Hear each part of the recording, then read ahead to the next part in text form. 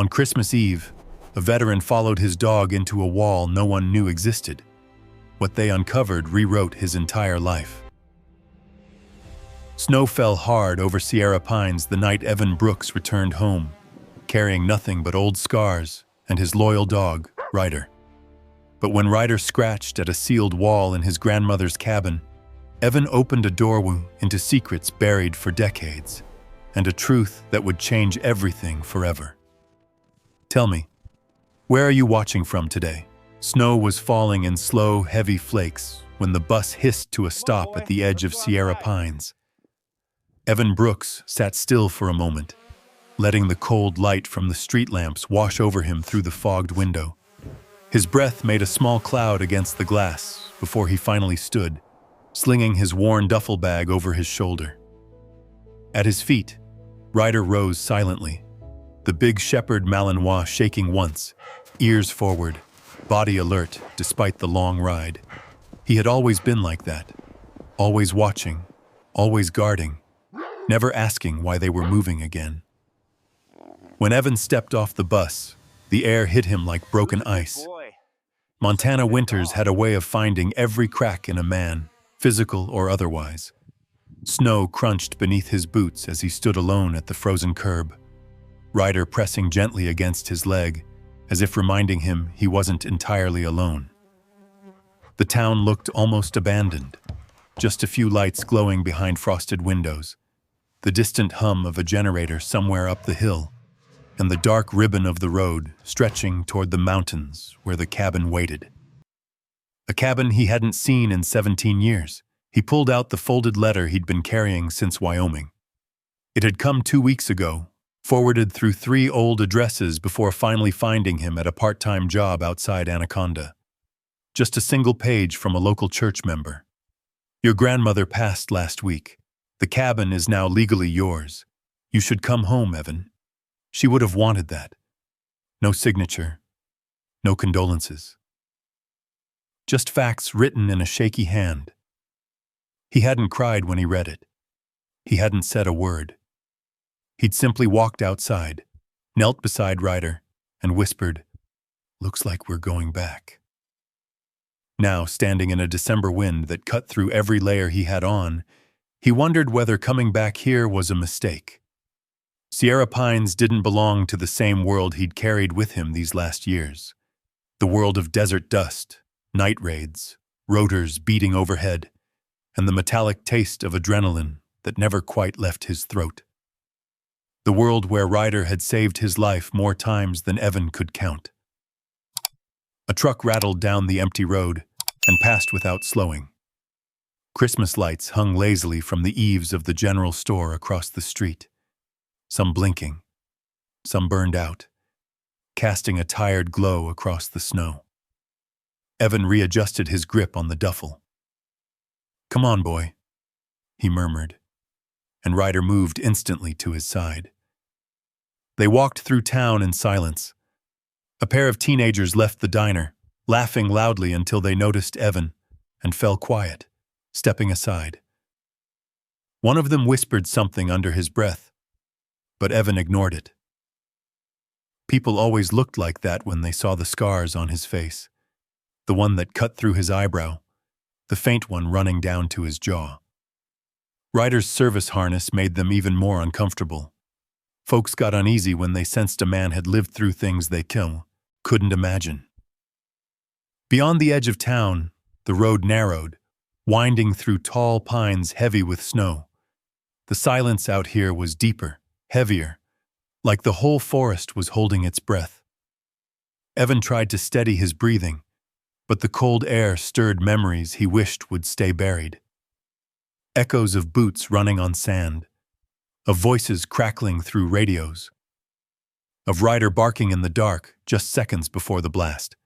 His chest tightened, vision narrowing for a moment. Ryder nudged his hand. The world steadied. "Yeah," Evan whispered. "I'm all right."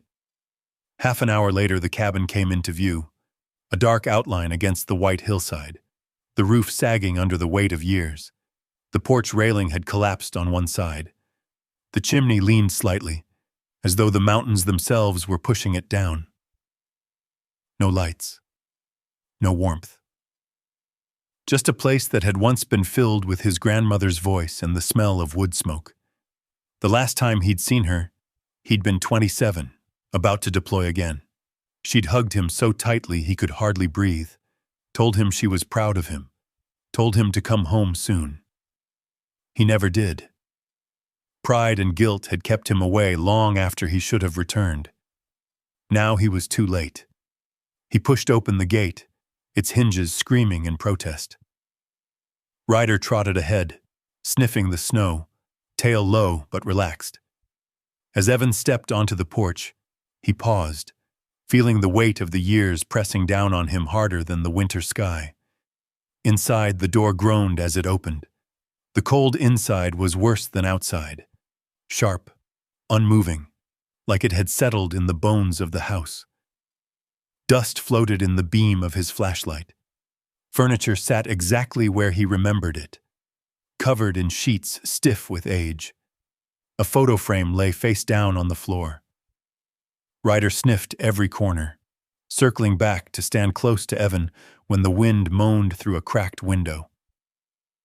"Home," Evan said softly, the word barely a breath. It didn't feel like home yet, but it was all he had left.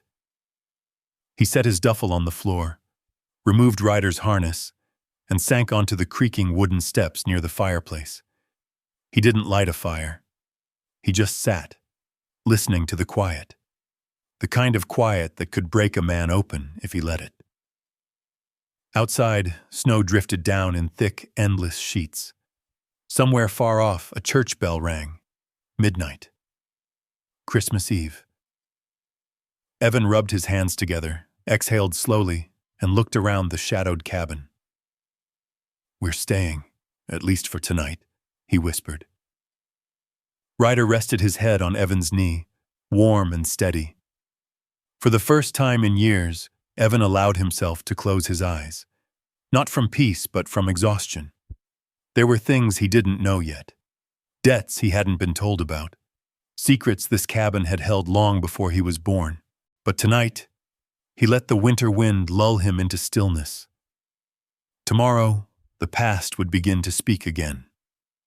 Morning came slowly, bleeding gray light across the cabin floor. Evan woke to the sound of Ryder pacing near the front door, claws tapping softly against the old wooden boards. The cold had settled deep into the cabin overnight, stiffening everything it touched. Evan's breath fogged in the air as he sat up, rubbing the sleep from his face. His joints ached, a reminder of age, of old injuries, of miles traveled with no real destination. Ryder nudged his knee, tail barely swaying. The dog wanted out for a run, for a scent trail, for anything that felt like movement. Evan pushed open the door, and a wave of icy wind rushed in, swirling snowflakes around their feet. Ryder bounded into the fresh powder, leaving deep prints behind him as he darted between the pine trees. Evan stepped outside and looked around, trying to reacquaint himself with the land he had abandoned so long ago. The pines stood tall and stoic, branches sagging under the weight of white. The mountains loomed in the distance, silent, watchful, exactly as he remembered. Only the cabin looked older, smaller somehow, as if it had spent the last decade shrinking into its own memories. He walked the perimeter, taking in the damage. Shingles missing from the roof, porch boards cracked and warped, windows fogged from moisture trapped inside. The chimney leaned, the gutters sagged, and somewhere beneath the snow, he could hear the faint creak of old pipes, shifting in the cold. Inside, he wiped dust from the counter, setting aside a rusted kettle. He found a can of instant coffee in a cabinet, long expired but dry enough to brew. The stove clicked reluctantly to life, sending a thin hiss of gas before the flame finally bloomed. When the kettle whistled, he poured the coffee into a chipped mug with a faded pattern of blue flowers, his grandmother's. He held it with both hands, letting the warmth sink into his fingers. A soft knock rattled the door.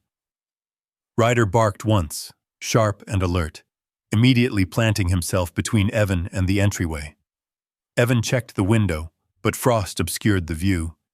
He pulled the door open cautiously. A young woman stood on the porch, bundled in a wool coat, snowflakes caught in her dark hair. Her expression was cautious but kind. "Mr. Brooks?" she asked, clutching a leather briefcase against her chest.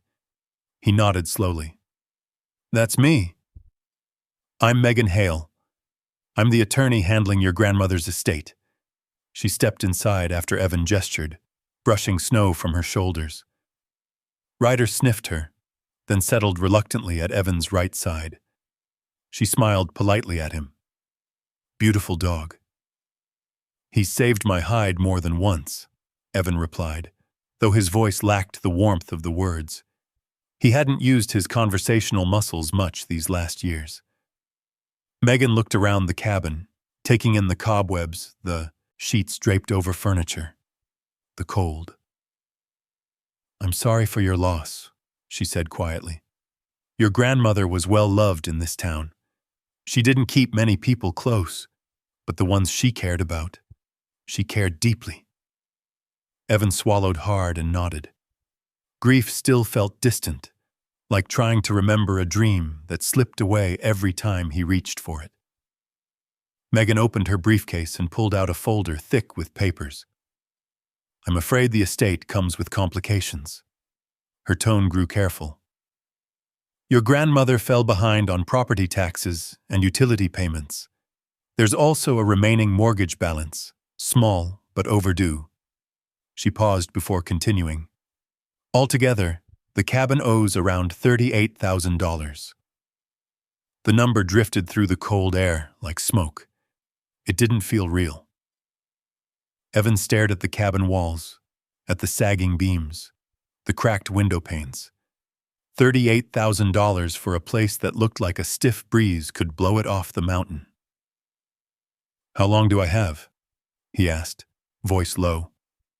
60 days before foreclosure proceedings begin." Megan clasped her hands.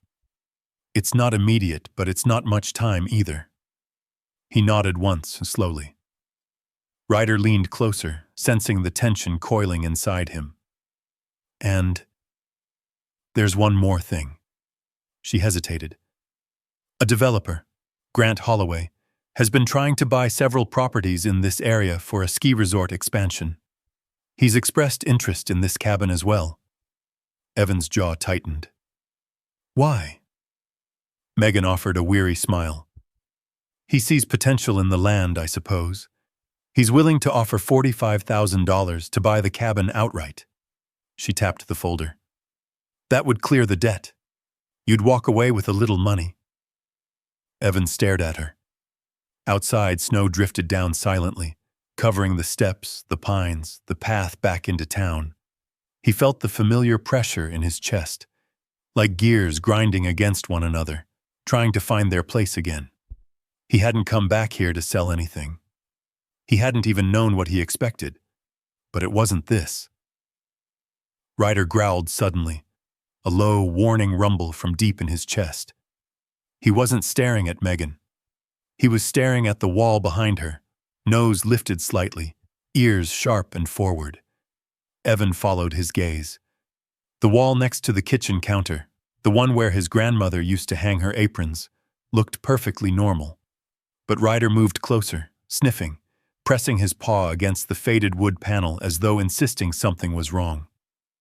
"Easy, boy," Evan muttered, placing a hand on Ryder's back. But the dog's instincts were rarely wrong. Megan raised a brow and, "Is everything okay?" "Yeah," Evan said softly, though his mind had already drifted somewhere else. Somewhere deeper. Ryder pressed his nose into the same spot again and gave a short, sharp bark. A cold ripple went down Evan's spine. He crouched beside Ryder, tapping the wall lightly with his knuckles. The sound wasn't right, hollow in one place, solid in another. It was subtle, but he knew it. He'd learned to hear the difference in walls during overseas missions, searching for hidden passages, caches, improvised shelters. Sometimes survival depended on recognizing hollow spaces. His grandmother had lived here her entire life. She wasn't the type to hide valuables or make renovations. But Ryder wasn't reacting to nothing. And Evan had seen enough in his life to trust a dog's instincts more than most people's words. Megan gathered her papers, preparing to leave. "I know it's a lot to process," she said. "But don't wait too long. Grant Holloway doesn't like being kept waiting." Evan barely heard her. His eyes were fixed on the wall.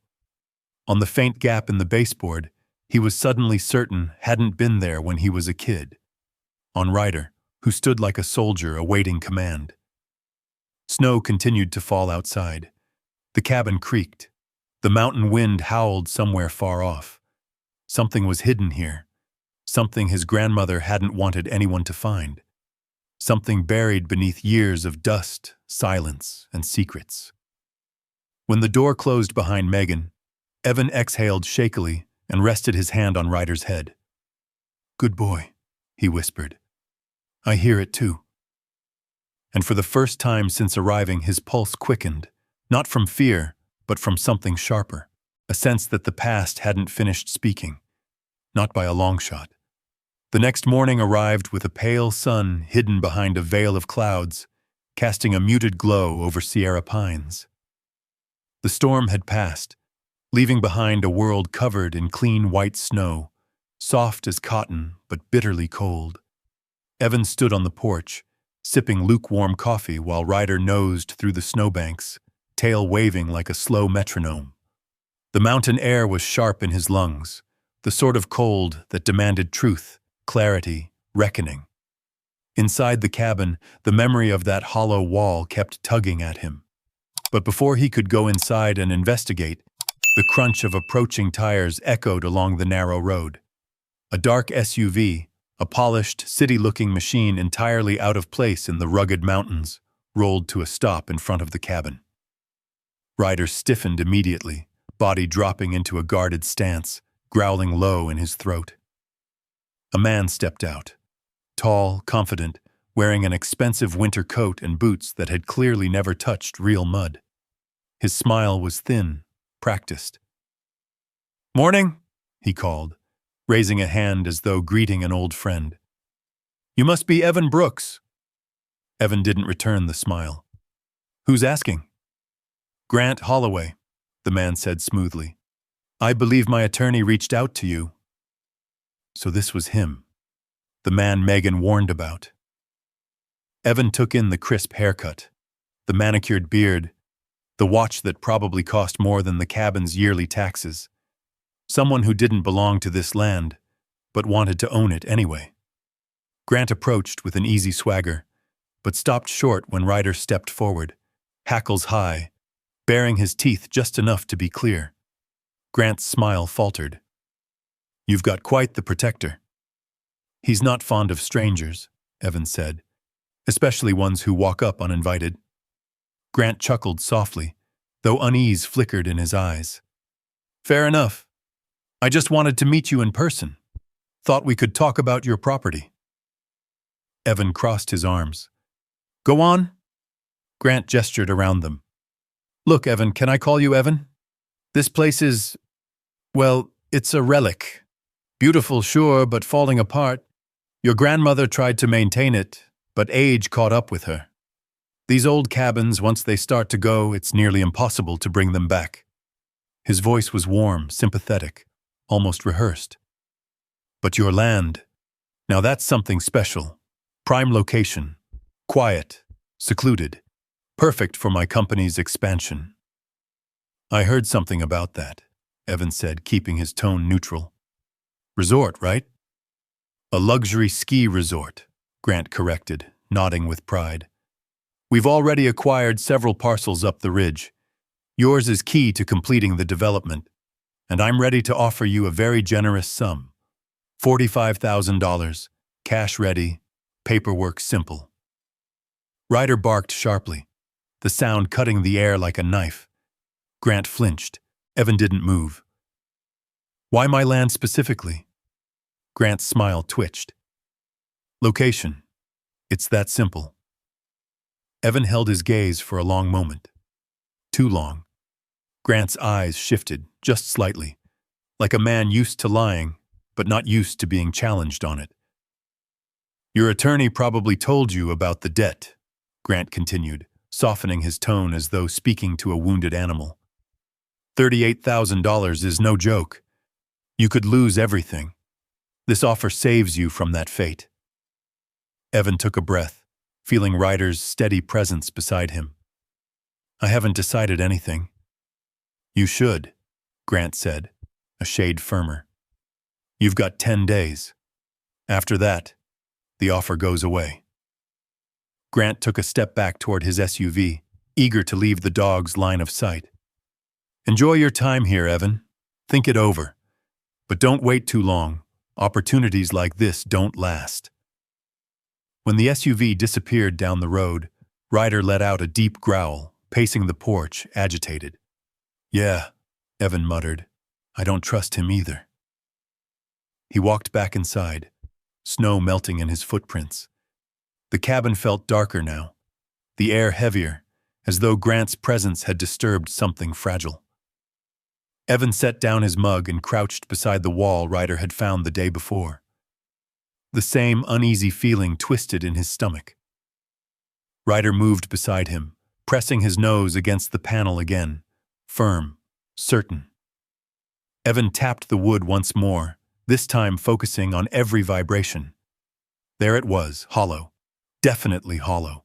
He braced himself, fingers searching for the seam. Dust puffed out as he pried at the paneling. Something shifted, a soft creak, old and tired. Then a knock sounded. Evan froze, hands still against the wall. Not a knock from the outside door, a knock from inside the cabin. He rose slowly, eyes scanning the room. Another knock, this one louder, came from the front. Ryder lunged ahead, barking ferociously.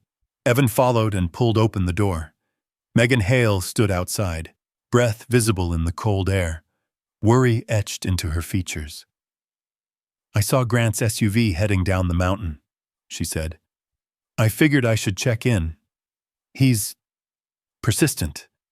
I wanted to make sure he didn't try anything. He made an offer, Evan said. $45,000. Megan exhaled, her expression tightening. He wants this land badly. Too badly. I don't trust him. You're not the only one, Evan murmured, glancing at Ryder. He reacted the second Grant stepped near the cabin. Dogs sense things, Megan said softly. Especially dogs like him. Evan nodded slowly, then hesitated. Megan, you ever know my grandmother to do any renovations here? Anything unusual? Your grandmother?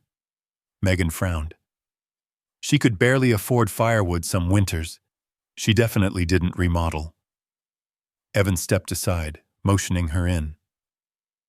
Ryder allowed her this time, though he still watched her carefully. I think she hid something, Evan said quietly. Behind that wall. Megan turned toward the kitchen. The cabin groaned as wind pressed against the siding, the floor creaking beneath their feet. Dust floated in the cold air. What makes you think that? She asked. Evan tapped the wall again. Hollow, distinct. Ryder barked once, as if saying, right here, right now. Megan stared, her eyes widening slightly. Why would your grandmother hide something? Evan swallowed. I don't know, but I'm starting to think Grant Holloway wants more than just land for a resort. The cabin fell silent, except for the steady breathing of Ryder and the distant cry of a raven outside. Something waited behind that wall, something his grandmother had kept secret for reasons he could not yet understand. And whatever it was the reason Grant Holloway had come all the way to his doorstep with smiles and lies. He pressed his palm flat against the wood. Tomorrow, Evan whispered, more to himself than anyone else. We find out what you've been hiding, Grandma. Ryder sat beside him, eyes locked on the wall, as though he already knew the truth, and it wasn't going to be simple. Not anymore. The wind picked up that night, sweeping down from the ridge in long, moaning gusts that rattled the loose window panes and sent powdery snow sifting through the cracks. Evan lay awake on the old couch, Ryder curled at his feet, both of them listening to the storm test the cabin from every angle. The wood creaked under the pressure, groaning like an old ship fighting waves. Every time Evan closed his eyes, something tugged him awake again. The hollow wall, Grant's unsettling visit, the cold look behind the man's polite smile. But more than anything, it was the quiet instinct that had kept him alive through 2 decades of service. The feeling that someone, somewhere, was moving a piece on a board he couldn't yet see. Ryder lifted his head suddenly, ears pricking forward. "What is it?"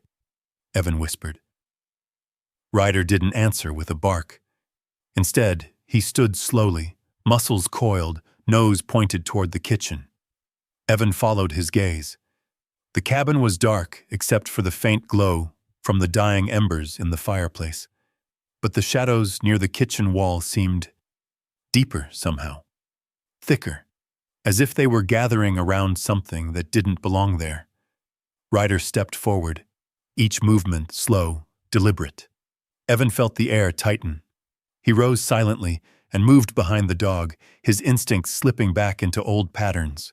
Breathing measured, footsteps soft, body low. Then Ryder stopped at the exact spot he had barked at the day before and slammed his paw against the baseboard.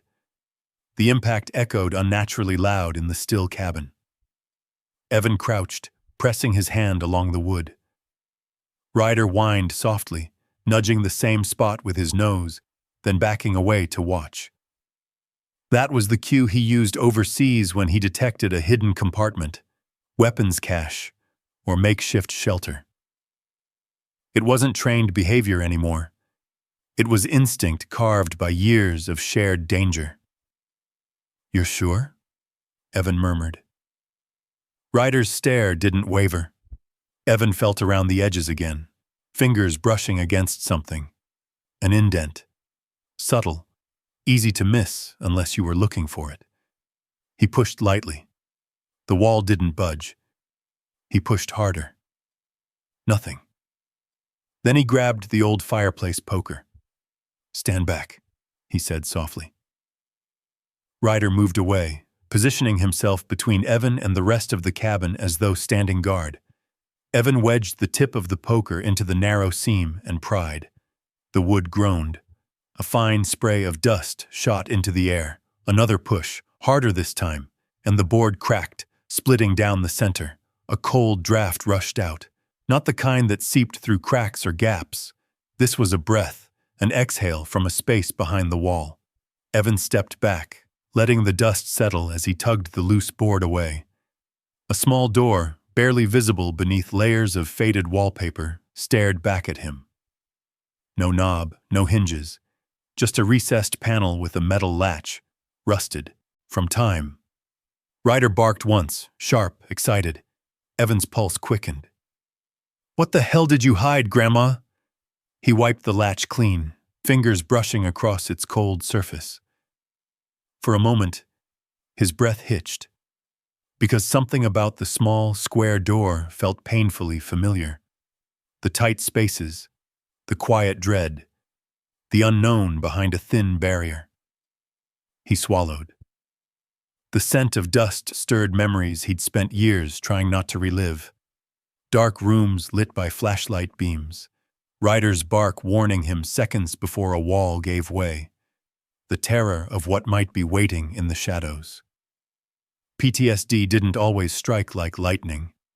Sometimes it arrived like fog, creeping across the edges of a moment until everything became heavy and unclear. Evan fought it back now, inhaling sharply, grounding himself with the solid weight of the poker in his hand and Ryder's soft panting behind him.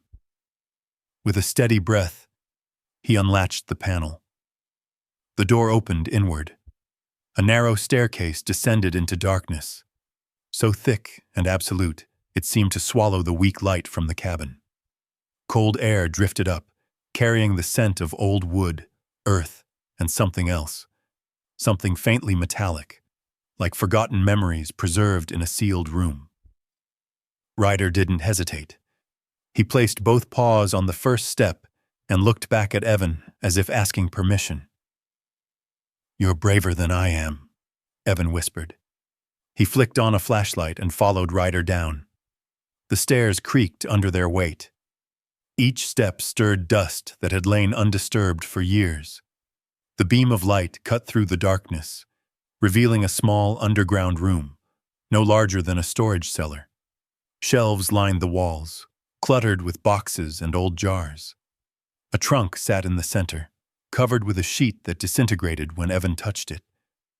But what stopped him wasn't the trunk. It was the object leaning against the far wall. A framed photograph in a simple wooden frame. The glass was cracked, but he could still make out the image. His grandmother, smiling, young, standing in front of the cabin with someone Evan hadn't seen in decades. His mother. The breath left him in a slow, painful exhale. He stepped closer, flashlight trembling slightly as he lifted the frame with careful hands. Ryder whined softly at his side, sensing the shift in Evan's mood. Memories rushed back, summer mornings, his mother's soft voice, his grandmother's laughter echoing across the hills. Moments that felt impossibly distant, like scenes from another lifetime. He set the photo aside and moved to the trunk.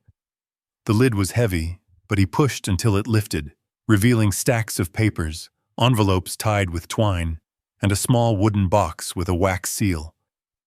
On the top envelope, in handwriting frail but unmistakably hers, were the words, "For Evan, only when he comes home."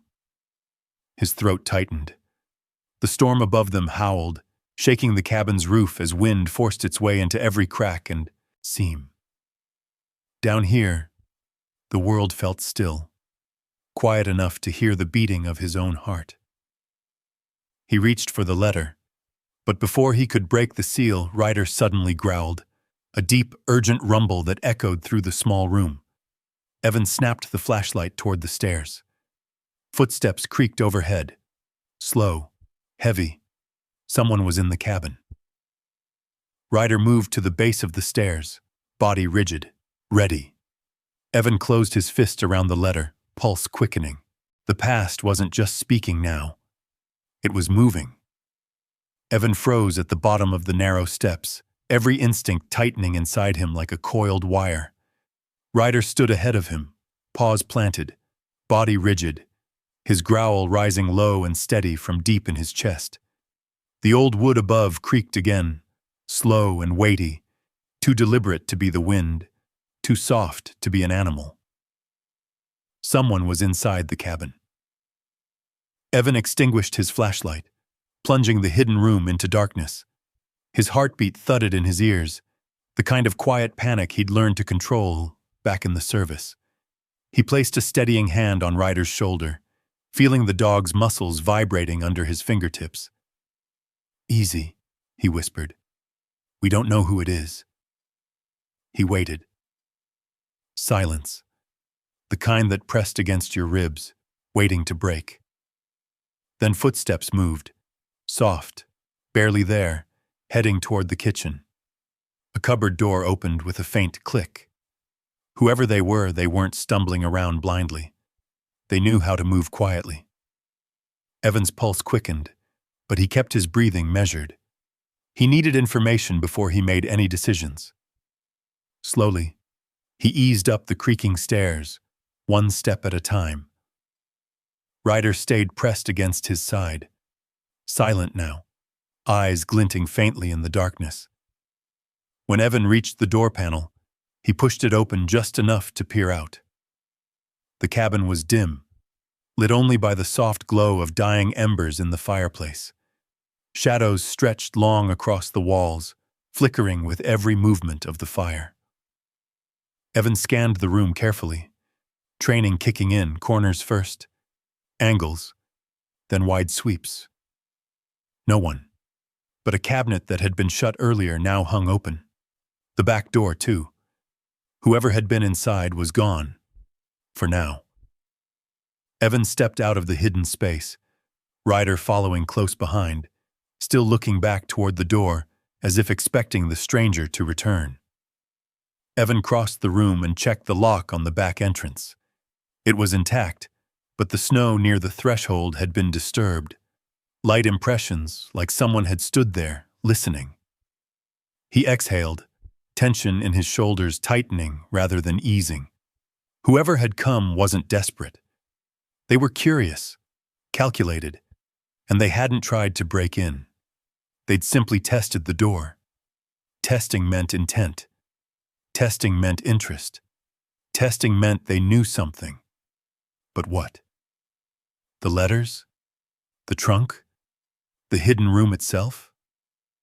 He had no answers yet. He turned back toward the open panel in the wall. The dark stairway yawned up at him like a held breath. He descended again, flicking the flashlight back on once they reached the bottom. The beam cut through the shadows, revealing the trunk where he'd left it, and the sealed envelope waiting on top like a living thing. Ryder circled the room once before sitting beside the trunk, gaze fixed on the envelope. "You want me to open it, huh?" Evan murmured. The dog merely blinked. Evan settled onto a crate, hands trembling slightly as he lifted the envelope again.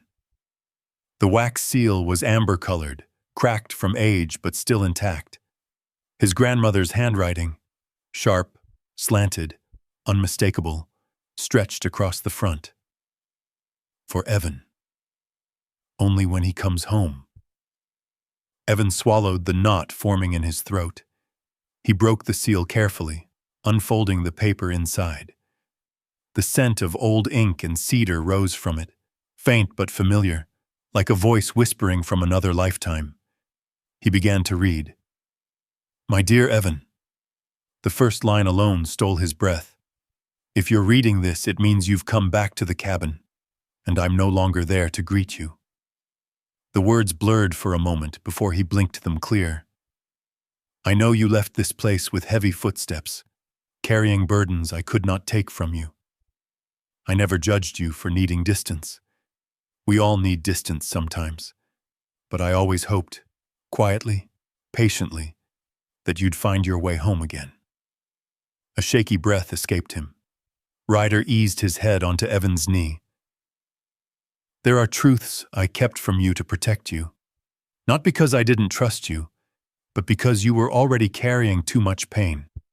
The weight of our family's history is heavier than most ever knew." Evan's pulse thudded harder. "Your mother and father didn't die in a simple accident, Evan. They were mixed up in something dangerous, something that began long before you were born." He stopped reading.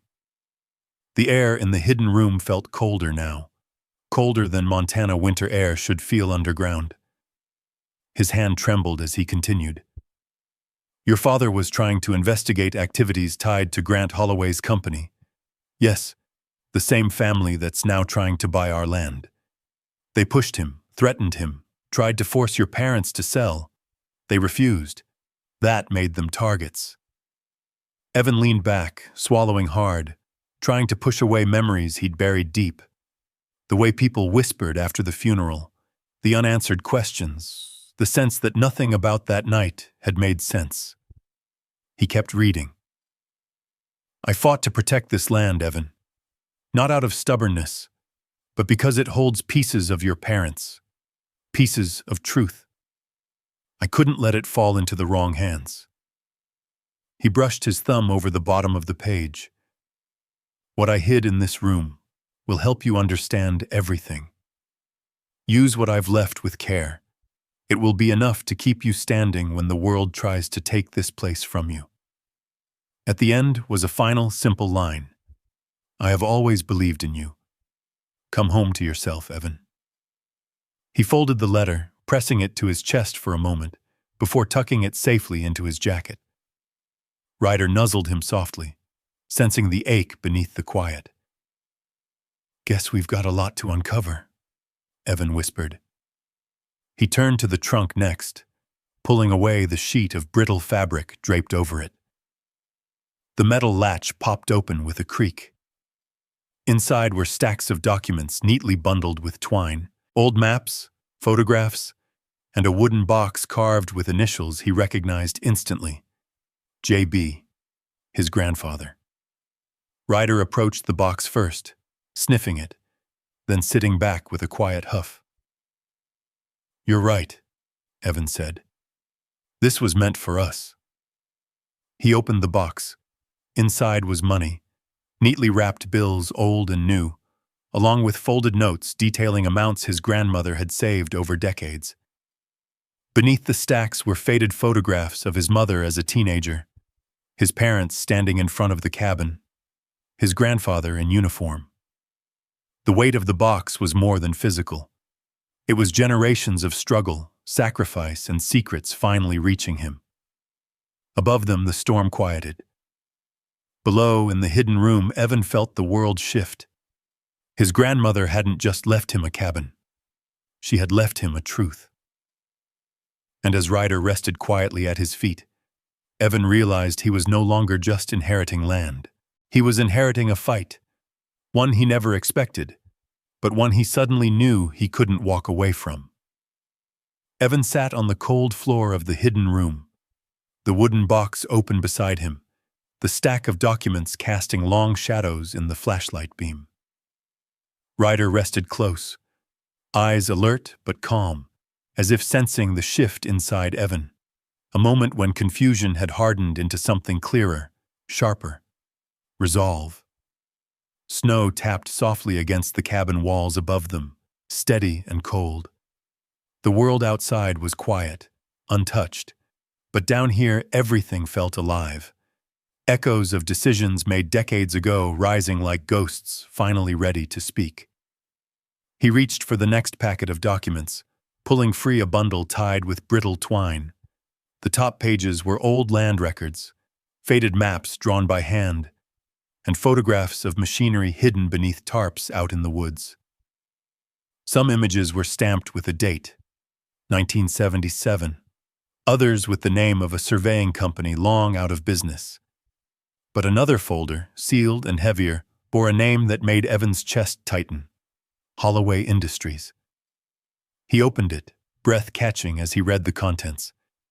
There were letters addressed to his grandfather from a federal land use investigator, warning him that Holloway Industries had been probing for mineral rights and underground access tunnels under Sierra Pines, rights the Brooks family refused to sign away. Notes in the margins, handwritten by his grandmother, spoke of unmarked vehicles, men knocking on the cabin door late at night, and attempts to intimidate his grandparents into selling. His jaw clenched as he read a line written in fading ink. "They won't stop, John. They want what's under this land. Under. Not on. Not around. Under." He glanced toward Ryder, who gave a small huff as if agreeing that yes, this was more than just property. Evan turned the page. His breath froze. A newspaper clipping, one he had never seen, showed a grainy photo of his parents' wrecked truck. A single sentence was underlined in red pencil. "Authorities say brake failure caused the crash." Beside it, in his grandmother's steady handwriting, "It wasn't the brakes." Evan swallowed hard, throat burning. His hands shook as he unfolded a final letter, one she had written to an investigator she never dared send. "My son knew something he shouldn't have. He tried to warn me. He said Holloway's men were watching him, and now they're gone. Please, please don't let this be buried." His vision blurred. The cold in the room deepened, settling into his bones. Ryder pressed close, leaning his weight against Evan's leg, grounding him. "Grant Holloway," Evan whispered, almost tasting the bitterness of the name. "Your family's been circling us a long time, huh?" The weight of that truth hit him like a physical force. Grant's interest in the property wasn't sudden or random. It was old pressure, old greed, old danger. Evan set the papers down and reached deeper into the trunk, His hand brushed something metal, cool and smooth. He lifted it out. A key. Not to a lock he recognized. Heavy, military grade, with a serial number etched into the side. Ryder perked up, tail stiff as he sniffed it. "What do you think?" Evan murmured. "Door? Safe? Maybe something underground?" He didn't know, not yet. But the pieces were starting to align in a way that made his pulse pound. He kept digging. Beneath the key was cash, bundles stacked neatly, wrapped in parchment paper. He counted it slowly. 5,000, 10,000, 25. $35,000 in total. His breath caught. He hadn't expected anything like this. Not from the grandmother who lived on canned soup and fixed fences with twine. But her letter had hinted at something, and now here it was. A lifeline. A chance to save the cabin. A chance to survive long enough to understand what the Holloways wanted. A chance to fight back. He found another envelope tucked beneath the cash, marked for emergencies only. Inside was a map, roughly drawn, smudged with fingerprints, but unmistakably leading to 3 points on the property. Buried caches. His grandmother had been preparing him even after she was gone. Emotion rose in him unexpectedly, sharp, hollow, and painful. Grief came in waves, unpredictable and heavy. He closed his eyes, pressing the heel of his palm against his brow. "I should have been here," he whispered. "I should have come home sooner." Ryder leaned forward and nudged him gently under the chin. Evan let out a shaky breath. "You're right. Can't fix the past. But I can damn well handle what's here now." The dog's ears twitched at the firmness returning to his voice. He packed the documents carefully back into the trunk, leaving the letter and cash out. He'd need those immediately. He stood, his knees popping from the cold and the strain. The flashlight beam slid across the walls again, and he noticed something he'd missed earlier. A second door, small, metal, bolted shut from the inside of the room. He approached slowly, Ryder matching his steps. The door was narrow, reinforced, and old. He brushed dust from its surface and found faint lettering underneath. Authorized entry only. Federal property. Every hair on his arms stood on end. "Grandma," he whispered, stunned. "What were you keeping safe down here?" He gripped the latch. It didn't budge. It was welded in place, unmoving. But the presence of that door meant his grandmother had known exactly what lay beneath their land, and she'd chosen to hide the truth rather than let it fall into the wrong hands. He stepped back, pulse steadying as his mind shifted from shock into assessment mode, old instincts returning like muscle memory. He needed answers. He needed allies. He needed time. And Grant Holloway wanted all three denied to him. Evan exhaled slowly, then turned toward Ryder. "We start with the debts," he said quietly. "Then we figure out what's under the land. And then—" He closed the hidden door behind them, sliding the panel in the wall back into place. "Then we make sure nobody takes what she died protecting." Outside, the wind picked up again, howling across the snow-covered valley. But something felt different now. The cold didn't press in the same way. The darkness didn't feel as empty, because Evan Brooks finally understood. This wasn't just a home, it was a battlefield, and he wasn't fighting it alone. By the time dusk settled over Sierra Pines, the storm had calmed into a still, heavy silence that blanketed the world in white. The cabin, with its weary logs and sagging roofline, seemed to crouch deeper into the snow as if bracing itself for whatever came next. Evan stood at the frosted window, watching the last streaks of daylight fade behind the ridge. Ryder sat beside him, ears perked, body rigid, not tense, just awake in the way only trained K9s could be. Evan had spent the afternoon clearing the walkway, boarding up a broken window, and moving the documents and cash into a safer spot inside the cabin. But as evening settled, an unease began threading through the cold air. Not fear. He knew fear well enough to name it. But awareness. A sense that something outside the cabin was shifting, waiting. He poured a small amount of kibble into Ryder's bowl and set it by the wood stove. Ryder didn't move. "What is it?" Evan asked softly. The dog's gaze stayed fixed on the front door. Evan stepped closer, pulling the curtain aside just enough to scan the yard. At first, he saw only snow, flat, untouched, the smooth surface reflecting pale moonlight. But then something caught his eye near the tree line. Shadows too dark, too still, too deliberate. His breath fogged in the cold air as he leaned forward slightly. Footprints, fresh ones, a cluster of them, leading toward the cabin, then veering off behind the barn. His pulse tightened. Someone had been watching, maybe still was. Before he could think further, Ryder growled, deep, quiet, controlled, the kind of growl that said the threat wasn't imagined. Evan grabbed his coat, slipping it over his shoulders as he moved toward the door. "Stay close," he murmured, though Ryder was already glued to his side. He cracked the door open, letting a blade of icy air cut into the room. The snow crunched softly under their boots as they stepped outside. The world felt muffled, as if the cold had swallowed all sound. Trees stood motionless, but the footprints were clear, an unfamiliar tread, wider than his, heading behind the barn. He moved cautiously along the side of the cabin, flashlight dark, letting his eyes adjust. Ryder moved ahead 2 steps, then stopped, ears forward. The dog's body language sharpened, shifting from alert to protective. Then a flash of movement, quick, low, a darting shadow against the snow. Evan crouched instantly.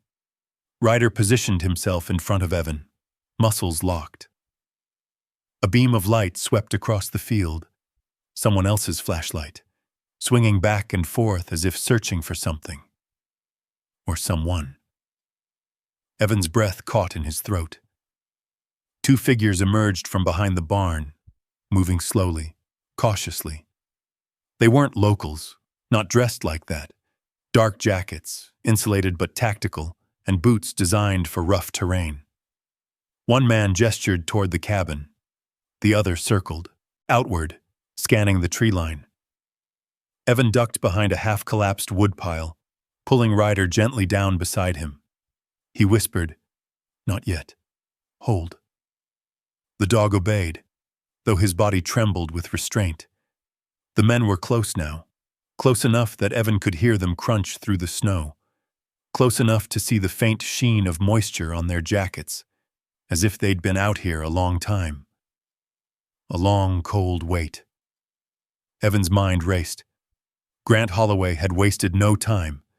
He wanted the property, and whatever lay beneath it, badly enough to send men out at night, in a storm, to search. One of the men paused, turning toward the cabin. "You think he's here?" he muttered, voice barely audible. "Truck's not here, but someone's been inside," the other replied. "Tracks go in. None come out." Evan felt the words land like weights inside his chest. They were hunting him.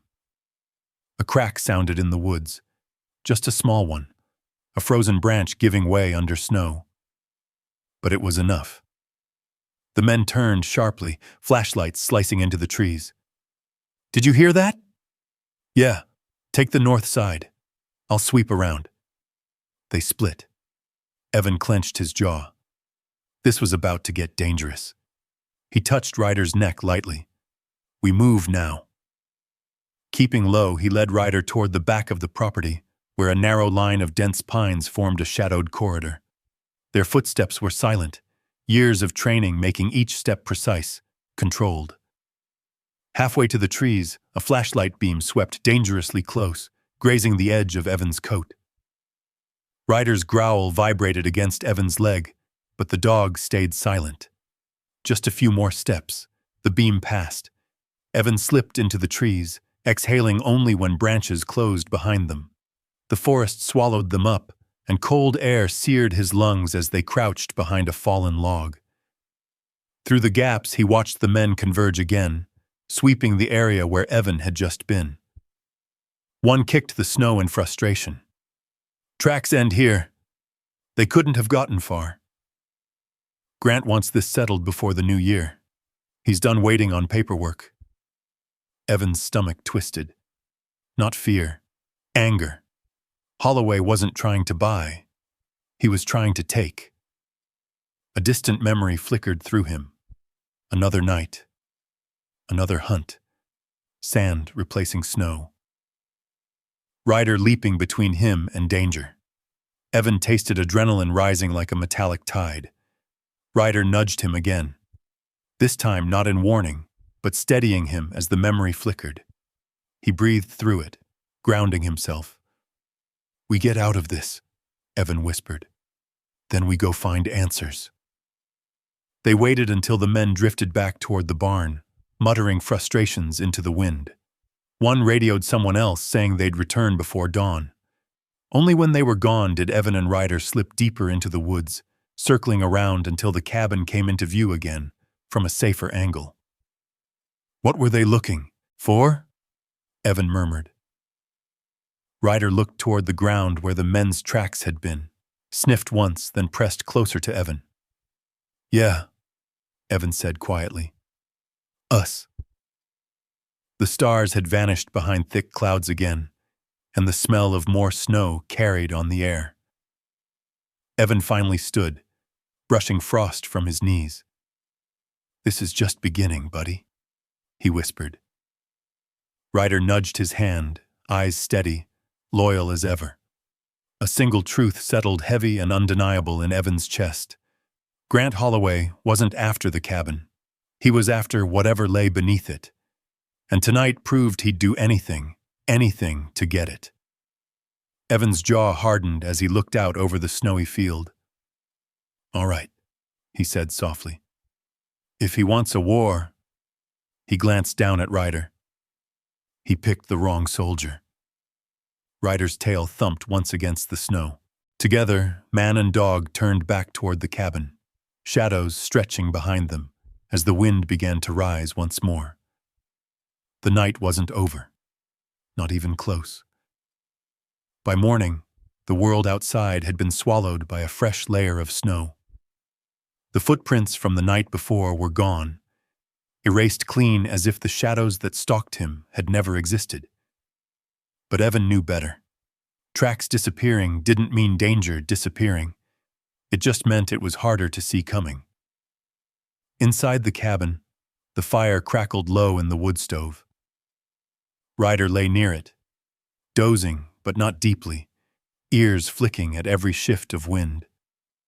Evan sat at the kitchen table with a mug of reheated coffee and the stack of documents spread before him.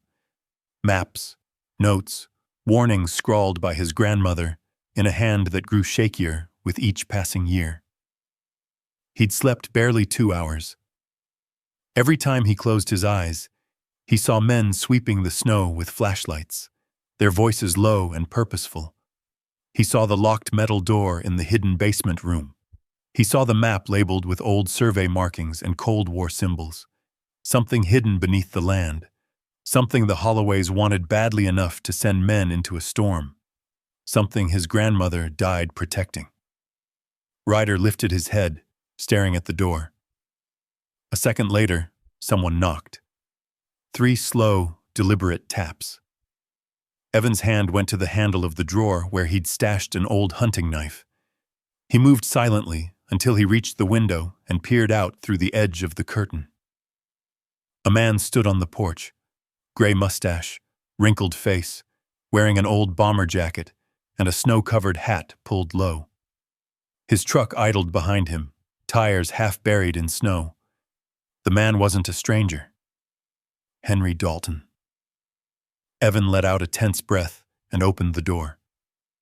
The old man brushed snow from his coat and stepped inside, Ryder sniffing him once before relaxing. Henry scratched the dog's head gently. "You always had good instincts, Ryder," Henry murmured. "Still do." Evan motioned toward the table. "Coffee? If it's warm, I'll take it." Henry sat, letting out a weary sigh as he removed his hat. His eyes drifted to the documents scattered across the table. He took a slow breath. "So," Henry said quietly, "you found the room." Evan didn't answer. He didn't need to. His silence was confirmation enough. Henry nodded, the motion heavy. "Your grandmother knew this day would come." Evan leaned forward, hands clasped. "What's under this land, Henry? What does Grant Holloway want?"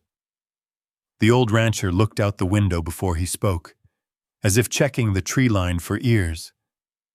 Then he lowered his voice. "There's a bunker."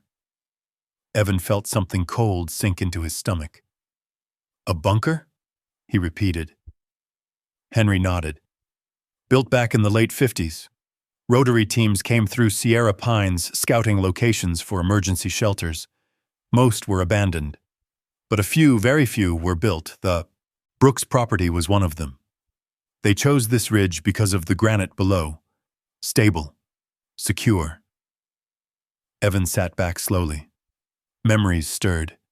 His grandfather cautioning him never to dig too deep near the west woods. The reinforced beams in the earth he'd once tripped over as a boy. "My grandparents knew?" he asked. Henry nodded. "They were sworn to secrecy. Federal contract. It was supposed to be a fallout shelter, but the structure never got fully stocked. Then the program got scrapped, funding pulled. But the bunker? It stayed. And now Grant knows about it." "Oh, he knows all right." Henry leaned closer. "The Holloways have been trying to get this land for decades. Your grandfather refused. Your parents refused. Your grandmother refused. Now Grant thinks he can scare you into giving it up." Evan exhaled sharply. "Is there something inside the bunker?" "Probably not anymore," Henry said. "But the structure itself, underground, reinforced, stable, Grant wants to tie it into his expansion project. It'd save him millions and give him a private tunnel system in the mountains." He paused. "He doesn't care who gets hurt so long as he gets it." Silence filled the cabin, except for the crackle of wood burning. Ryder lifted his head again, staring toward the window, alert but calm. Evan trusted the dog's senses more than anything. If danger were imminent, Ryder would be on his feet. Still, the air felt heavier. Henry reached into his coat and slid an old, rusted key across the table. Long, military-grade, matching the one Evan found in the hidden room. "You found one of these already, didn't you?" Henry asked. Evan nodded. "This one opens the outer hatch," Henry said, tapping the key. "The hatch is buried now, somewhere near the south slope, under a drift that's probably been there for 20 years. Your grandmother hid the real entry for a reason. Kept the inner key down there in that room so the wrong people wouldn't stumble onto it." Everything fit together like jagged puzzle pieces, painful, sharp, cutting. Grant didn't want a cabin. He wanted infrastructure. He wanted tunnels. He wanted secrets buried in government concrete. Evan leaned back, rubbing his forehead. "Why didn't Grandma tell me this while she was alive?" Henry's eyes softened. "Because she was afraid it would consume you the way it consumed your father. You were already fighting your own battles after the service. She wanted you to heal, not inherit someone else's war." Ryder nudged Evan's leg, as if telling him the choice was his now. Henry added, "But she also knew you might be the only one capable of standing your ground if they came knocking again." The cabin settled with a soft groan, snow slipping off the roof. Evan felt a familiar surge rise inside him, the mix of fear and clarity that came right before action. The feeling he'd spent years trying to quiet. Here, in the mountains, it returned with purpose. Evan folded the key into his palm, I'm not letting him take this land. Henry exhaled, the lines around his mouth deepening. Then you need help, and you need leverage. Evan looked at the pile of documents, photos, letters, survey files, evidence his grandmother had saved at great risk. Enough to start connecting the dots. And maybe enough to take to the authorities. Henry stood, pulling his coat on. Be careful, Evan. Grant plays rough, and he's not used to losing. Evan opened the door for him. The cold rushed in, swirling snow across the floorboards. Henry paused on the porch and looked back. Don't wait too long to decide your next move. When the old man drove off, the valley fell quiet again. Ryder stepped beside Evan, pressing close, not out of fear but loyalty. Evan closed the door, his voice low. Grant wants a fight, he murmured. But this isn't just his game anymore. His hand closed around the key. We're going to find that bunker, buddy. And whatever the truth is, we bring it into the light. Ryder's tail swept once across the floor in a silent vow. Outside, snow began to fall harder. The mountain was holding its breath again, waiting for what Evan would do next. By late afternoon, the sky had darkened into a warning gray, the kind that meant another storm was rolling down from the northern ridge. Evan zipped his jacket, slung his backpack over one shoulder, and whistled softly for Ryder. The dog bounded from the living room, eager and sharp-eyed, tail raised just enough to show he was ready for whatever came. Just a sweep, Evan murmured. Check the perimeter. Make sure Holloway didn't leave any surprises behind.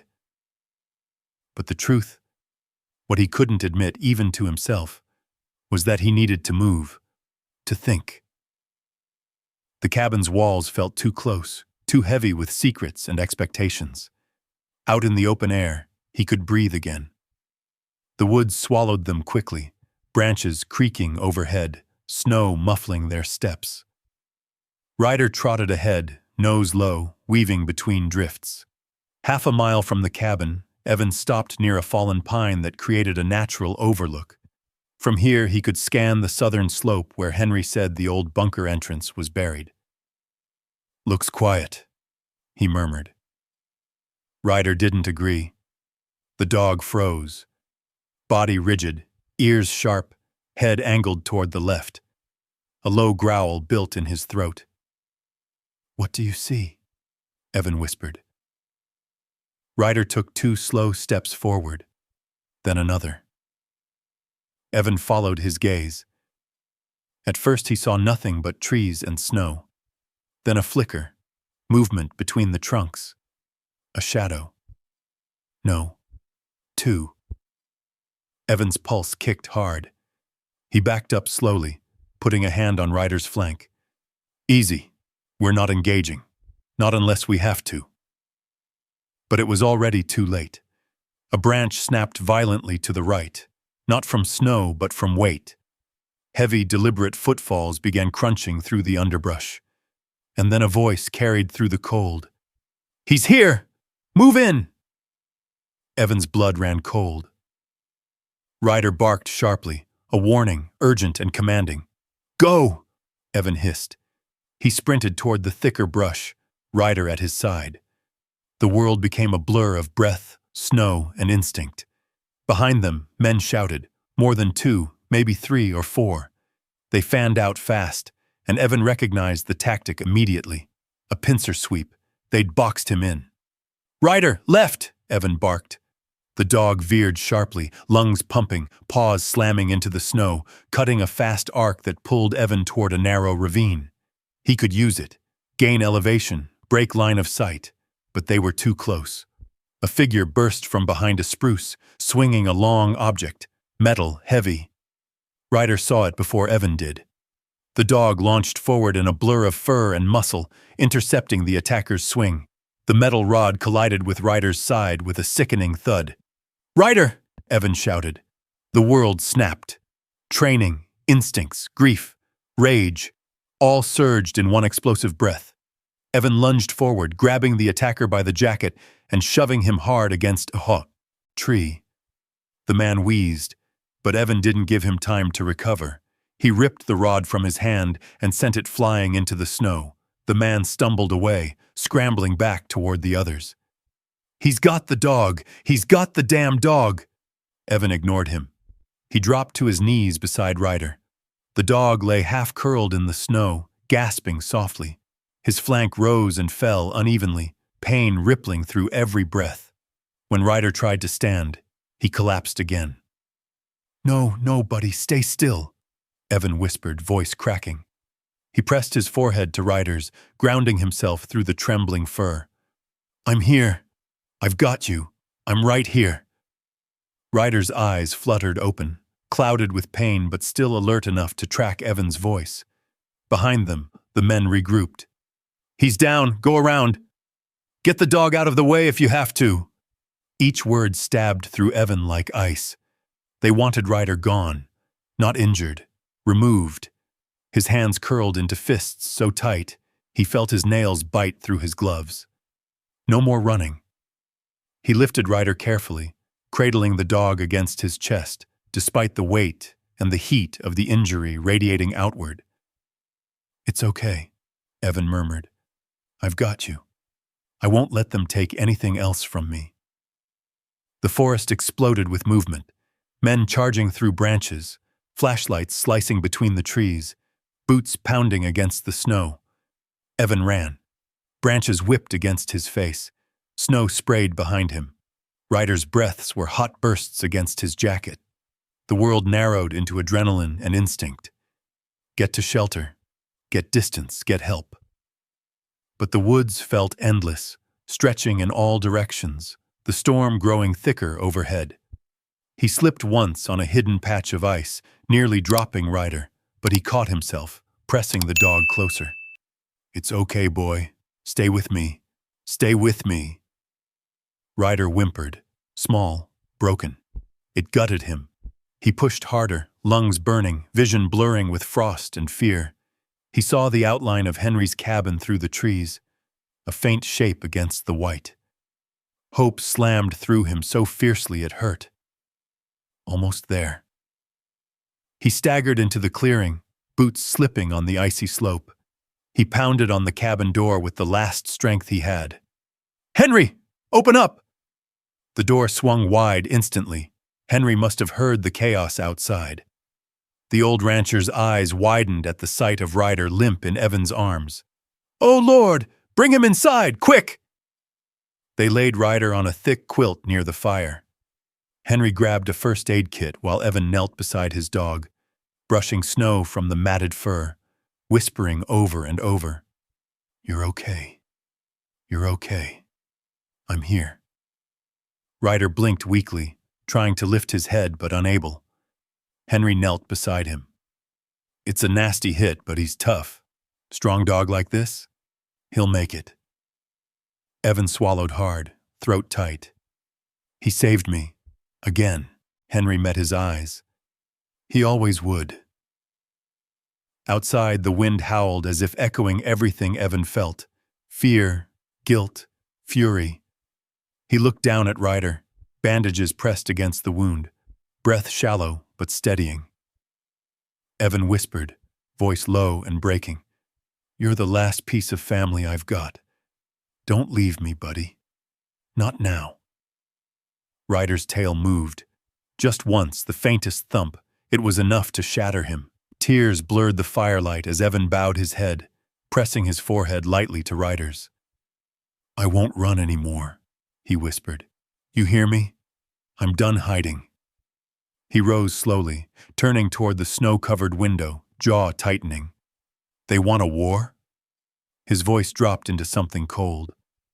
"Then they'll get one." Behind him, Ryder let out a soft, steady breath. Still here, still fighting. But the night had changed them both. Forever. Morning came slow and gray over Henry Dalton's cabin. The kind of cold light that made everything feel brittle. Evan hadn't slept. He'd sat beside Ryder the entire night, watching the dog's chest rise and fall beneath the thick quilt Henry placed over him. Every breath Ryder took felt like a small mercy. Proof he was still here, still fighting. By dawn, Ryder was awake but weak, lifting his head only enough to nuzzle Evan's hand before settling back down with a tired sigh. The bandages were firm. The bleeding had stopped. But the ache in Ryder's eyes, confusion, hurt, apology he didn't owe anyone, struck Evan deeper than the cold ever could. Henry stood at the wood stove, stirring something in a pot that smelled faintly like oatmeal and pine. "He's gonna make it," the old man said without turning. "Tougher than a $2 steak, that one." Evan's jaw tightened. He shouldn't have had to take that hit. That's what loyal ones do. That dog would give you his life without blinking. Henry paused, looking over his shoulder. "You'd do the same for him." Evan didn't answer. He didn't have to. The truth sat heavy between them. Outside, the wind scraped across the ridge, rattling the windows. Somewhere in the forest beyond, the men who attacked them were likely regrouping, waiting for darkness, waiting for a chance. They wouldn't stop, not until Evan gave them what they wanted, or until he stopped them first. Henry walked over and set a steaming mug in front of him. "You got two choices, son."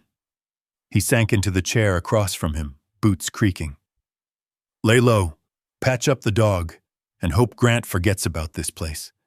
Or take what your grandmother left you and push back." Evan lifted the mug, inhaling the warmth before setting it down again. His voice was low. "She didn't raise me to run." Henry nodded like he already knew that answer. "Then you'll need proof, enough to make authorities step in before Holloway sweeps the whole thing under a rug." Evan leaned forward, elbows on his knees. "We've got the documents, the maps, the letters. It's a start." "But it ain't enough," Henry said. "Not for a man like Grant. He's got friends in places he shouldn't." Evan exhaled slowly. He'd fought men like Holloway before. Men who hid behind power, money, influence. Men who thought the rules bent for them if they pushed hard enough. But authority didn't matter in these mountains. Not when truth was buried underground. Evan rose and crossed the room to Ryder, kneeling gently. The dog lifted his head just a little, eyes soft. "I need you to rest, buddy," Evan whispered. "Just rest. I'll handle the rest." Ryder nudged his hand. The gesture small but strong enough to remind Evan he wasn't alone. He stood, shoulders straightening as resolve settled into muscle and bone. "Henry, I've got to get these documents to Megan." "Your lawyer?" "She's smart, and she's got no ties to Holloway. She'll know how to move this up the chain." Henry rubbed his beard. "If you're going, go now. Storm will hit by late afternoon." Evan packed the documents into a weatherproof folder, layered with plastic, then wrapped the folder inside his jacket. He grabbed the military key, the map of the buried caches, and the old key Henry had given him. Every piece mattered now. Before he stepped outside, Henry gripped his shoulder. "Watch your back. They won't attack you in town, but they'll follow you if they can."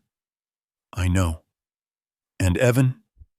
Henry's voice lowered, almost a whisper. "Don't let anger drive you. It'll get you killed quicker than any bullet." Evan paused. "I'm not angry." Henry raised an eyebrow. "Not at them," Evan added. "At myself, for not being here sooner." Ryder let out a soft whine behind him, as if telling him not to stay stuck in regret. Evan turned back to him. "I'll be back soon," he promised. Ryder blinked once, slow, trusting. Then Evan stepped into the cold. Snow crunched under his boots as he made his way down the trail, the sky turning a deeper gray by the minute. He moved quickly, scanning the tree line, marking every unnatural shift of shadow. He didn't see anyone, but that didn't mean he wasn't being watched. Halfway down the road, his phone buzzed. Megan. Her voice crackled through. "Evan? You okay?" "No," he said honestly. but I've got something you need to see." He could almost hear her straighten on the other end. "You sound serious." "It involves Holloway," he said. Silence. Then, "Meet me at the library in town. Side entrance. 20 minutes." He ended the call and picked up his pace. Sierra Pines was quiet when he reached it. Smoke rose from chimneys. A few people shoveled driveways. A sheriff's cruiser idled near the cafe. Everything looked normal. Evan knew better.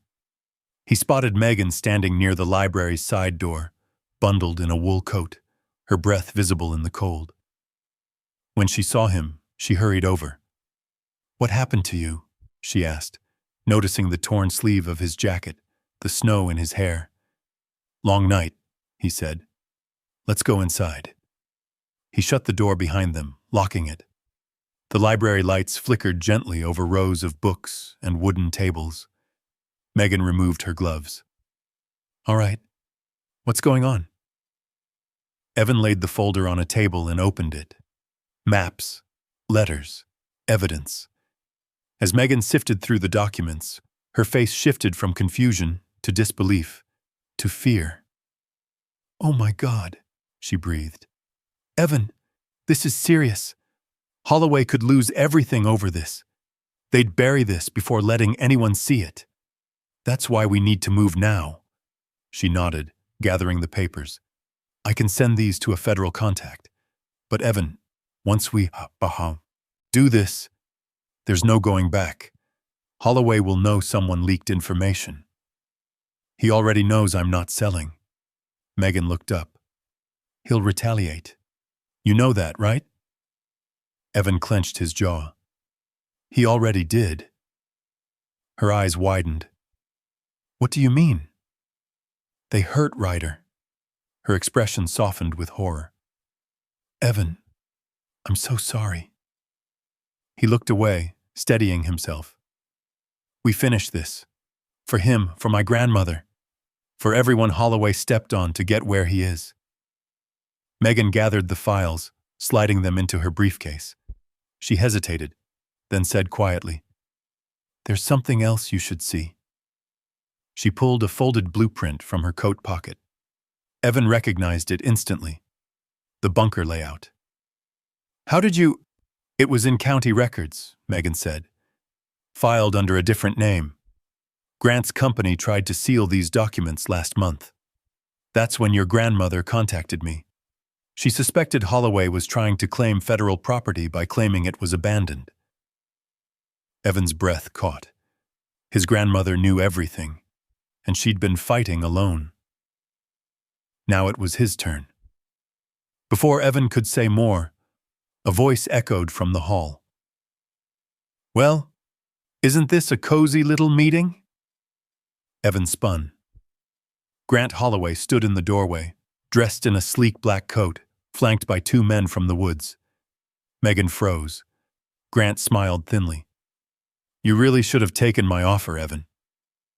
Ryder's absence hit Evan like a blow. For the first time, he didn't have his partner at his side. But something inside him snapped into clarity.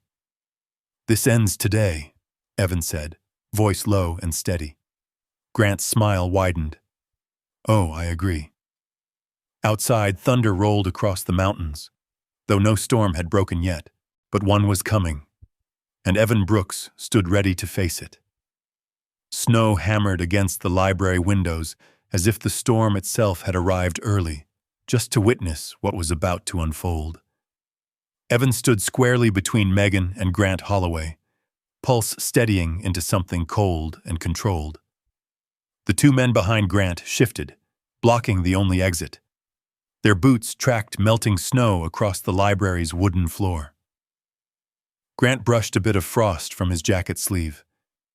"You know, Evan, I was hoping it wouldn't come to this. Really, I was. You could have walked away with $45,000. Could have moved on. Could have lived quietly somewhere warmer. Instead," he gestured lazily toward Megan's briefcase, "you decided to make trouble." Megan tightened her grip on the handle. Evan moved half an inch closer to her, shielding her without making it obvious. You attacked my property, Evan said, voice low. You hurt my dog. One of those was unfortunate, Grant replied, unbothered. The other was necessary. Necessary. Evan felt something in him freeze. Not rage, not fear, something sharper. Megan raised her chin. Grant, you need to leave, right now. This is a public building, and what you're doing is against the… Grant lifted a hand. Let me stop you right there, counselor. Your voice trembles when you get righteous. Did you know that? His smile thinned. And you're right. It is a public building, which means when an unfortunate break-in occurs later tonight, and some documents go missing. He shrugged. Who's going to prove anything? The two men flanking him took a step forward. Evan shifted his stance, blocking their path. You make one more move toward her, you'll regret it. Grant chuckled. You're injured. You're outnumbered. And you're alone. Oh, I don't think he's alone. The voice echoed from behind the bookshelves, and then another, and another. Evan recognized the first figure who stepped out. Sheriff Hayes. Behind him came two deputies and a fourth person, a tall woman with an FBI windbreaker, snow still clinging to her shoulders from outside. Grant's confidence evaporated in an instant. Grant Holloway, the woman said, lifting a badge. I'm Special Agent Dana Ross, FBI. You are under investigation for federal land use fraud, conspiracy, and obstruction. Step away from them, hands where I can see them. Grant's jaw clenched. You can't be serious. This is outrageous. I haven't done anything. Your company filed sealed amendments using falsified federal contracts, Agent Ross said calmly. 3 hours ago, we received a packet of documents from Ms. Hale, who, smartly, sent them to a secure FBI server the moment she reviewed them. They confirm everything we've suspected for months. Grant spun toward Megan, face flushed. You… But Megan didn't flinch. I told you once, Grant, she said evenly. I don't work for you. The deputies moved in, handcuffing the two men who'd followed Grant through the storm. One began protesting loudly. The other stayed silent, jaw clenched tight. Grant stared at Evan, disbelief turning to fury. You think this is over? You think… Evan stepped closer, enough that Grant finally stopped talking. You sent men to threaten me on my land, Evan said quietly. You threatened my dog. You hunted us in the woods. That ends today. And you're right about one thing. This isn't over. Grant sneered. Because you'll regret… No, Evan interrupted, voice calm, steady. It's not over because now the law knows everything, and they're not going to forget. For the first time since Evan met him, Grant Holloway looked afraid. The deputies escorted him outside, boots crunching in the snow. Agent Ross stayed behind a moment, studying Evan. You held on to important evidence. You protected it. That takes discipline. Or desperation, Evan said. She offered a faint smile. Sometimes one becomes the other. We'll handle it from here. Expect to hear from the department soon. There's a lot to sort out. Evan nodded. Thank you. When the building had finally emptied, the storm softened, as if the world itself exhaled. Megan sat heavily in a chair, letting out a shaky breath. Evan, she whispered, we did it. For the first time in days, Evan allowed himself to feel something like relief. We did. And Ryder? She asked. The question softened everything inside him. He's hanging in there. Henry's watching him. She smiled. He's tough. He'll make it. Evan hoped so with everything he had. By the time he made it back to Henry's cabin, the sky had lightened from slate gray to muted silver. Christmas morning. Fresh snow blanketed everything in soft, untouched white. Inside, Ryder was awake, head lifted, eyes bright, tail thumping weakly the moment he saw Evan. Hey, buddy, Evan whispered, kneeling beside him. I told you I'd be back. Ryder licked his hand, slow but sure, the warmth of the gesture cutting straight through Evan's chest. Henry walked over, wiping his hands on a towel. "He's been waiting for you. Wouldn't eat till I told him you were on your way." Evan laughed under his breath, brushing Ryder's fur gently. "Sounds about right." Henry's expression grew gentle. "How'd it go?" Evan stood, removing his gloves. "Holloway's in custody. FBI has everything.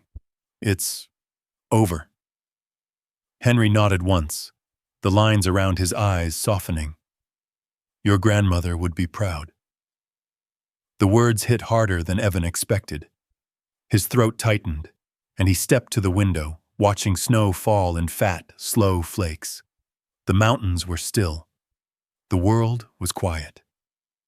For the first time in years, his mind didn't immediately race into survival mode. Instead, there was space. Room to breathe. Room to hope. He turned back to Ryder, who stared at him with unwavering trust. "Let's go home," Evan said softly. Henry helped them load Ryder into the truck, bundled gently in blankets. Evan drove slow along the mountain road, tires crunching through the fresh snow. When the cabin came into view, small, old, worn into the landscape, Evan felt something shift inside him. Not pain, not obligation. Something like belonging. The fire still smoldered in the stove when they stepped inside. Evan laid Ryder's bedding near it, careful not to jostle him. The dog relaxed with a soft sigh, eyes closing as warmth washed over him. Evan stood there a long time, looking around the cabin, at the photos, the worn furniture, the small imperfections that made it home. His grandmother had fought for this place. His parents had died with it on their minds. Now, for the first time, he understood why. This land wasn't a burden. It was legacy, a new beginning. He knelt beside Ryder again. "We're safe now," he whispered. "Christmas morning, buddy. And we're still here." Outside, snow drifted past the window like falling stars. Inside, for the first time in years, Evan Brooks felt something he had forgotten how to feel: peace. It wasn't loud. It didn't sweep through him in some dramatic rush.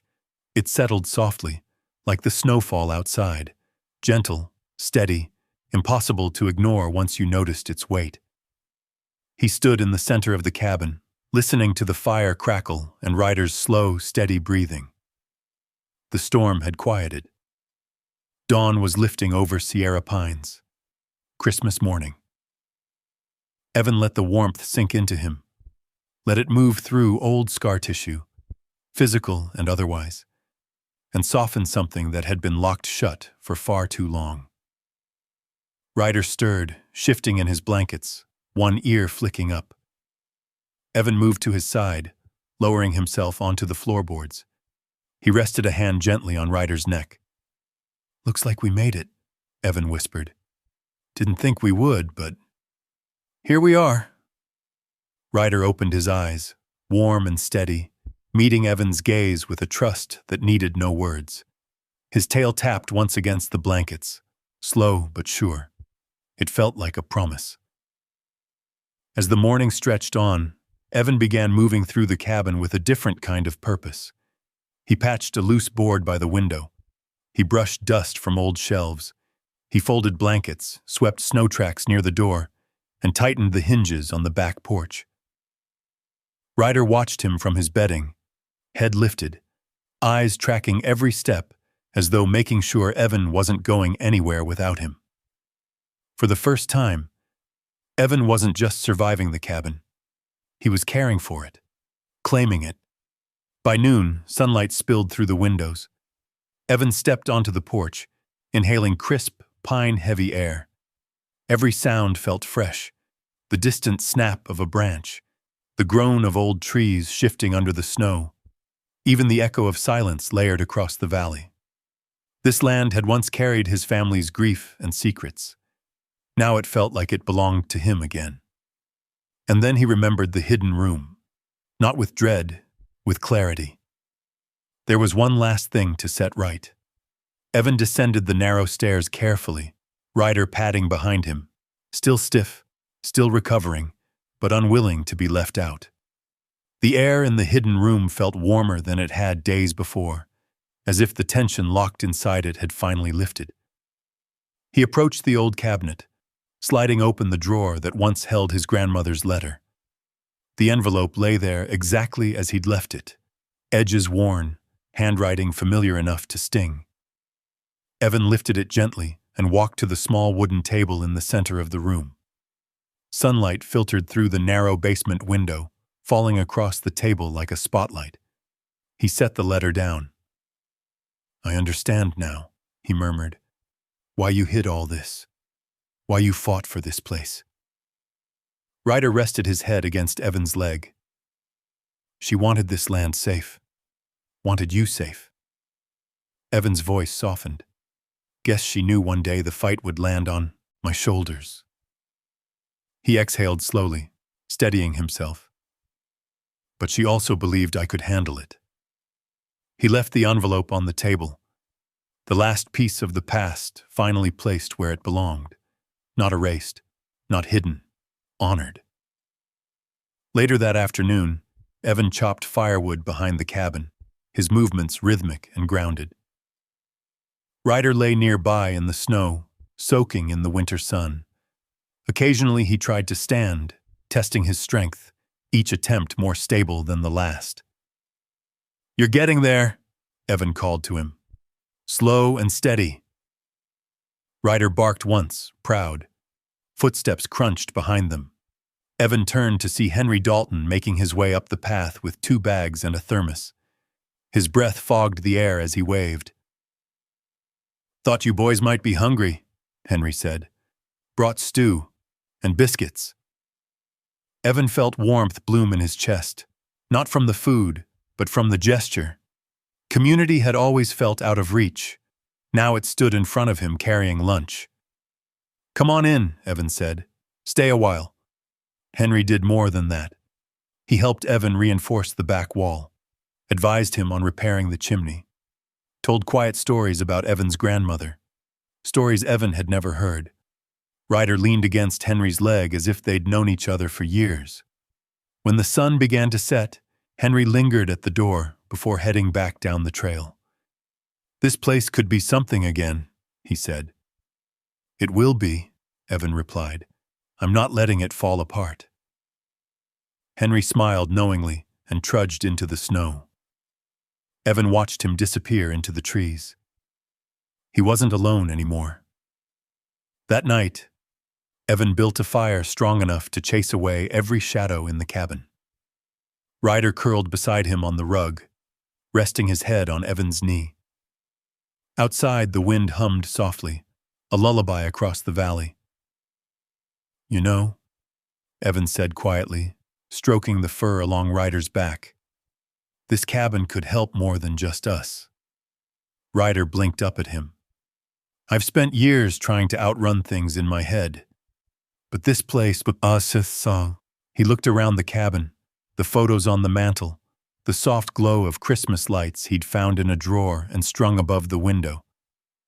"It's the first place that's ever felt peaceful." His voice thickened just slightly. "There are other vets out there who don't have a place like this, who need it." The idea struck him hard and clear. A winter refuge, a healing space, a sanctuary for veterans trying to breathe again. His grandmother had saved this land. Now he understood what she wanted done with it. Sometime after midnight, Evan stepped outside with Ryder at his heel. The storm had moved on, leaving stars scattered across the sky like shards of glass. Light from the cabin spilled across the snow, warm against the cold world. Evan stood there a long moment, letting the night wrap around him. "I think we found our purpose, buddy," Evan whispered. Ryder pressed against his leg, strong again, steady. The mountains stood silent, listening, approving. Evan looked up at the sky. "Merry Christmas, Grandma," he murmured. "I'll take it from here." By morning, he had already begun sketching on a notepad, Plans for repairs, room additions, a sleeping space downstairs, maybe even a small therapy room. Ryder watched attentively, tail sweeping the rug. "This is our new mission," Evan said. Ryder barked once. A perfect yes. Snow fell lightly outside, soft and shimmering. Light touched the cabin's roof like a blessing. And in that quiet place on that Christmas morning, Evan Brooks finally felt whole. The cabin hadn't just given him a home. It had given him a future, a purpose, a miracle. And Ryder, strong, loyal, alive, lay beside him, living proof that even in the coldest winters, something warm can survive, something brave, something worth fighting for. Peacefully, beautifully, the new chapter of their lives began. Before you go, tell me this. Did Evan and Ryder's journey move you? Comment 1 if it did, or 0 if you want even more twists next time. Your one simple number helps this channel grow and reach more people who love stories like this. And if you want to follow Evan, Ryder, and many more emotional veteran and dog stories, hit subscribe and turn on the bell so you never miss the next chapter. I'll see you in the next story. Until then, stay warm, stay kind, and take care of those who stand by your side.